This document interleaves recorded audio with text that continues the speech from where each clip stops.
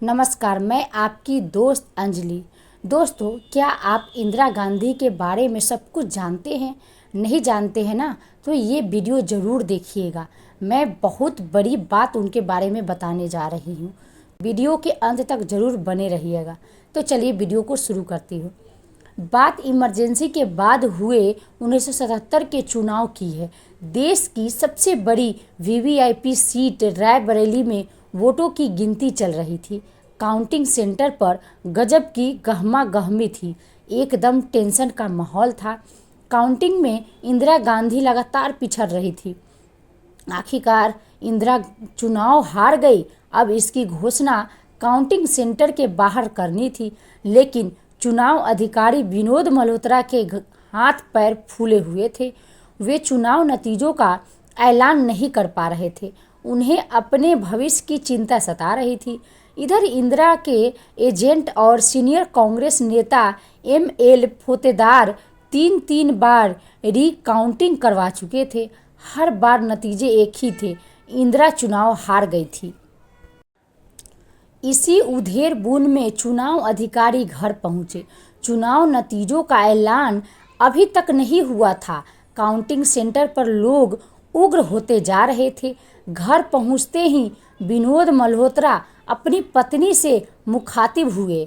उनकी पत्नी ने इस आईएएस को कुछ ऐसा कहा कि उन्होंने तय कर लिया कि कुछ भी हो जाए, अपना फर्ज निभाऊंगा और ईमानदारी से निभाऊंगा।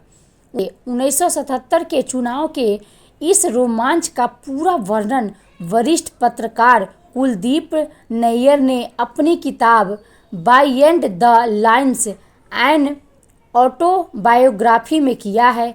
वह किताब में लिखते हैं कि 1977 के चुनावों के कुछ दिन बाद मैं लखनऊ की उड़ान पकड़कर इंदिरा गांधी के चुनाव क्षेत्र रायबरेली का दौरा करने गया। मैं डिप्टी कमिश्नर विनोद मल्होत्रा से मिलना चाहता था, जो वहां के चुनाव अधिकारी भी थे। उन्होंने इंदिरा गांधी की हार की घोषणा कर बड़ा साहस किया था। मैं उन्हें बधाई देना चाहता था। उन्हें ये आभास तक नहीं हुआ होगा कि कांग्रेस पूरे उत्तर भारत से उखड़ गई थी। वोटों की गिनती के दौरान रेडियो पर कोई घोषणा नहीं की जा रही थी। परिणामों की घोषणा भी शाम को काफ़ी देर से की गई है। नैयर के मुताबिक डिप्टी कमिश्नर का घर उनके दफ्तर के पीछे ही था। एक चपरासी मेरा कार्ड लेकर अंदर गया तो मल्होत्रा खुद मुझसे मिलने आए और मुझे अपने दफ्तर ले गए। मेरा सीधा सा सवाल था कि उन्होंने नतीजों की घोषणा करने का फैसला कैसे किया। उन्होंने कहा कि उन्हें पहले राउंड से भी आभास हो गया था कि इंदिरा गांधी हारने जा रही है। इंदिरा गांधी के एजेंट एम.एल. फोतेदार ने 3 बार वोटों की गिनती करवाई थी।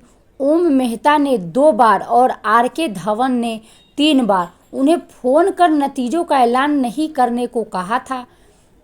इंदिरा गांधी का रसूख कुछ ऐसा था कि उनकी हार का ऐलान करने से चुनाव अधिकारी डर रहे थे। विनोद मल्होत्रा इस कदर असमंजस में थे कि अपनी पत्नी के समझाने के बाद उन्होंने इंदिरा गांधी की हार का ऐलान किया था।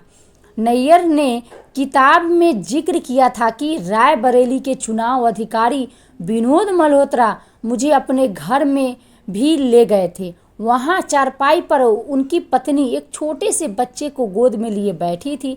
मल्होत्रा ने कहा कि जब इंदिरा गांधी की हार की पुष्टि हुई तो उन्होंने घर आकर पत्नी की सलाह ली। उन्होंने कहा कि अगर वो नतीजे की घोषणा करेंगे तो उन्हें इंदिरा गांधी के गुस्से का शिकार होना पड़ सकता है, क्योंकि इंदिरा उपचुनाव जीतकर वापस सत्ता में आ सकती थी। उनका ख्याल था कि इंदिरा गांधी की हार एक उपविवाद मात्र थी और केंद्र में कांग्रेस की सरकार ही बनने जा रही थी।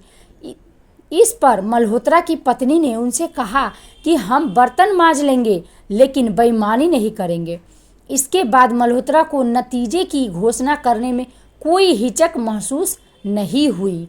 संजय गांधी समेत इंदिरा के करीबियों को एक सवाल हमेशा अखरता रहा कि उन्होंने इमरजेंसी हटाकर अचानक देश में आम चुनाव कराने का फैसला क्यों किया, लेकिन इसके पीछे इंदिरा की योजना थी कि वे देश में जल्द चुनाव कराकर विपक्ष को तैयारी का मौका नहीं देना चाहती थी।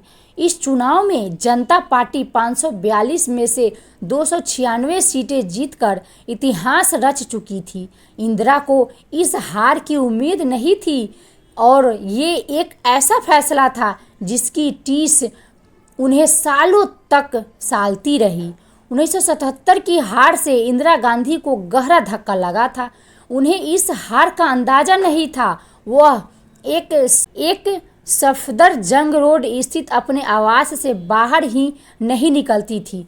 वह विजिटर्स से सिटिंग रूम के बजाय गार्डन में मिलती थी। उन्हें लगता था कि प्रधानमंत्री मोरारजी देसाई की अगुवाई में जनता पार्टी की सरकार उनकी बातचीत टेप कर सकती है। वह हार से इतनी टूट गई थी कि उन्होंने राजनीति से संन्यास तक लेने का विचार कर लिया था। साथ ही उन्हें अपने परिवार की सुरक्षा का डर भी सता रहा था।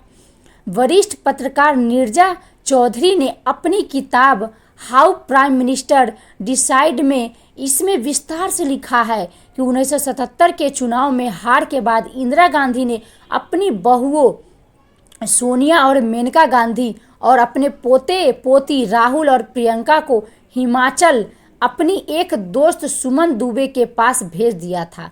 उन्हें लगातार परिवार की सुरक्षा का डर सता रहा था। इंदिरा ने अपने बड़े बेटे राजीव को मुंबई भेजा था ताकि वो एक प्राइवेट प्लेन का इंतजाम कर सके और परिवार देश छोड़कर जा सके। जब राजीव इस सिलसिले में मुंबई में थे तो इस समय दिल्ली में इंटेलिजेंस ब्यूरो में ज्वाइंट डायरेक्टर वी नागरकर को आईबी में उनके एक सहयोगी ने इसकी सूचना दी कि राजीव गांधी एक प्राइवेट प्लेन का इंतजाम कर रहे हैं। नागरकर ने तुरंत ये सूचना प्रधानमंत्री मोरारजी देसाई को दी। इससे चिंतित देसाई ने जयप्रकाश नारायण को तुरंत फोन कर मिलने को कहा। दोनों नेताओं की दिल्ली के गांधी पीस फाउंडेशन में मुलाकात हुई जहां जेपी ठहरे थे। दोनों ने मिलकर विचार किया कि इस मामले को बेहद संवेदनशीलता से हैंडल करना है, क्योंकि सरकार ने ये जोखिम नहीं उठाना चाहती थी कि जनता के बीच ये संदेश जाए कि मौजूदा सरकार की वजह से पूर्व प्रधानमंत्री का परिवार देश छोड़ना चाहता है। ऐसे में मोरारजी देसाई और जेपी ने इंदिरा गांधी से मुलाकात की। उन्होंने इंदिरा को आश्वासन दिया कि उनका परिवार देश में पूरी तरह से सुरक्षित है। इस पर इंदिरा ने देसाई से कहा कि मैं संन्यास लेना चाहती हूँ और बाकी जीवन हिमालय में किताबें पढ़ते हुए गुजारना चाहती हूँ। मुझे सिर्फ एक गारंटी, संजय की सुरक्षा की गारंटी चाहिए।